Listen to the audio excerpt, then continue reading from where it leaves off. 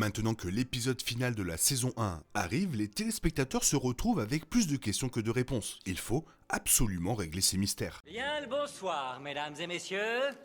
Nous sommes l'animation de la soirée. Étant un autre épisode flashback, cet épisode 7 clarifie quelques questions concernant l'enfance d'Osha Aimé sur la planète Brentok et l'implication des Jedi dans l'enlèvement d'Osha. Non seulement il a été révélé que Aimé n'avait pas intentionnellement allumé le feu et avait donc été piégé par les Jedi, mais il a également été démontré que l'attachement personnel de Sol envers les filles, notamment Osha, avait causé un préjudice irréparable à Aimé. C'est Sol qui a tué Mère Anizaya et c'est Sol qui a permis à Aimé de tomber. Mais avec le véritable passé désormais mis à nu, de nombreuses autres questions ont été soulevées et encore plus d'histoires passées restent encore sans réponse. Il existe de nombreux mystères différents dans la série qui doivent encore être résolus lors de ce dernier épisode.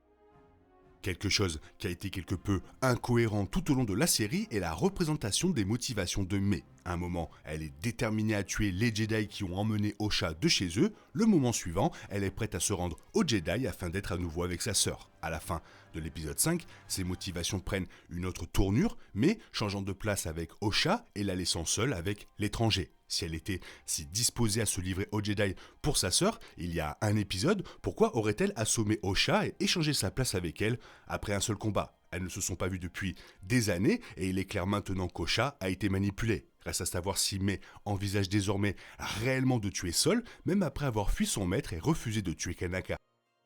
Après que l'étranger ait emmené Osha sur sa planète cachée, il a tenté de la manipuler pour qu'elle tombe du côté obscur pendant la majorité de leur temps d'écran ensemble. Non seulement il a expliqué le pouvoir de Sol dans la Force et son pouvoir dans la Force, mais il a également utilisé sa cicatrice pour montrer ses propres problèmes personnels avec les Jedi. Il a présenté des arguments convaincants, aboutissant au fait qu'Osha a mis le casque du Seigneur Sith à la fin de l'épisode. La vraie question est de savoir si Osha tombera réellement du côté obscur ou non. Il semble que plus elle avance, plus elle se rapproche de la chute. Mais se rapprochant du côté lumineux de la Force, au fur et à mesure que la série avance, les gardant toutes les deux en équilibre l'une avec l'autre. Avec le cliffhanger d'Osha mettant le casque, il semble probable qu'elle luttera encore plus avec cette attirance vers le côté obscur dans le dernier épisode.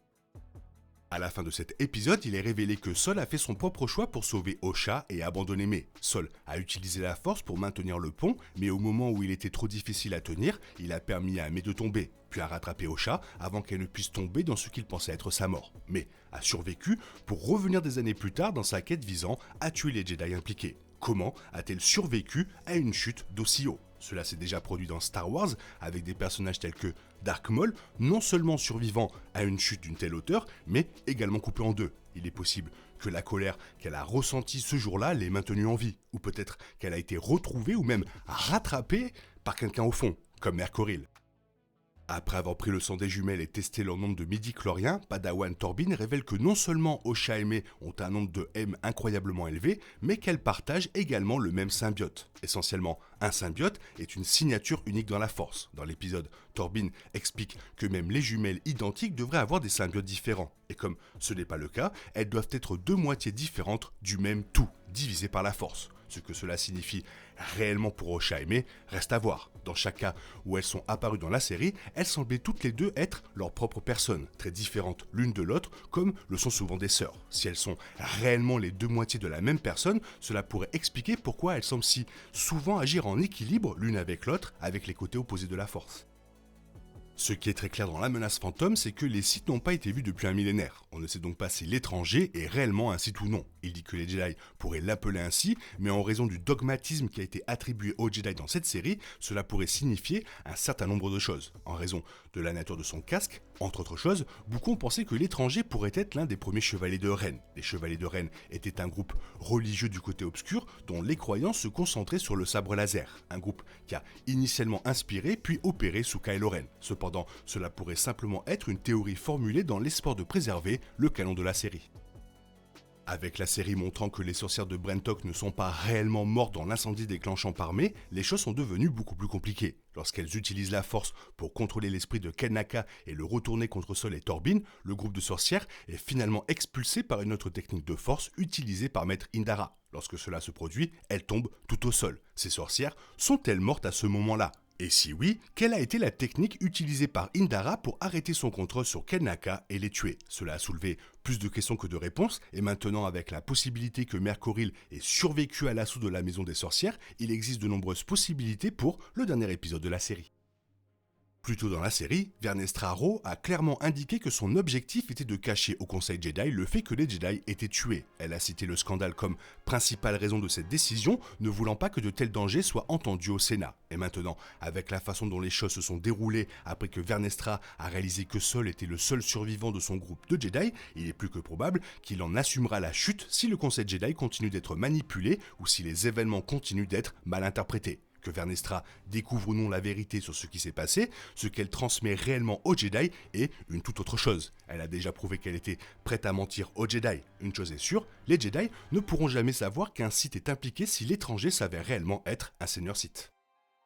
Même maintenant, avant la fin officielle de la saison ou de la série, il existe de nombreuses similitudes entre Anakin Skywalker et les jumelles Anisea. Non seulement elles luttent toutes les deux contre l'attirance vers le côté obscur, mais elles sont également nées de la Force sans père à proprement parler. Jusqu'à présent, Anakin était le seul personnage à être né de cette façon, ce qui explique en grande partie pourquoi il était considéré comme l'élu par les Jedi. Pour cette raison, on peut se demander si les liens avec Anakin sont encore plus profonds. Cela mènera-t-il à ce qui se passera ultérieurement pour créer Anakin, ou la connexion restera-t-elle complètement ignorée? Quoi qu'il en soit, il n'y a aucun moyen de le savoir avant la sortie du dernier épisode de la semaine prochaine.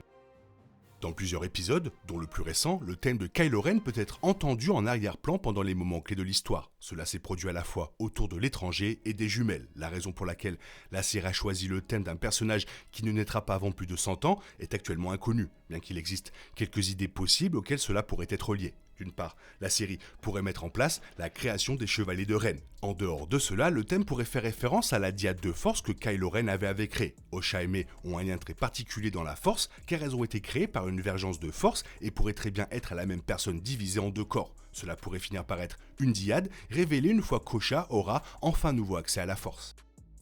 Une question qui a été soulevée dans l'épisode 6 tourne autour de la cicatrice sur le dos de l'étranger. Il laisse entendre que c'est un Jedi qui le lui a donné, même si cela ne ressemble pas à quelque chose qui serait laissé par un sabre laser traditionnel. Elle est courbée par opposition à une simple ligne droite, ce qui signifie que l'arme utilisée pour laisser une telle cicatrice devrait être capable de laisser une telle marque. Cela a amené les fans à croire que Vernestra aurait pu être celle qui a donné sa cicatrice à Kimia, car elle brandit un fouet lumineux au lieu d'un sabre laser traditionnel. Un fouet léger aurait pu laisser derrière lui une cicatrice incurvée comme celle-ci, comme on le voit sur le dos de l'étranger. Cependant, jusqu'à ce que le dernier épisode de The Acolyte soit enfin diffusé, cela restera toujours un mystère.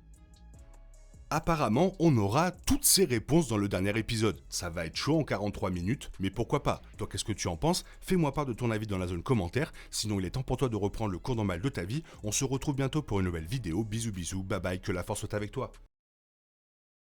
Il est impossible de compter sur les autres de nos jours, on est obligé de tout faire soi-même. Je me trompe? Rien de grave, j'avais tout prévu. Où va le monde, je vous le demande.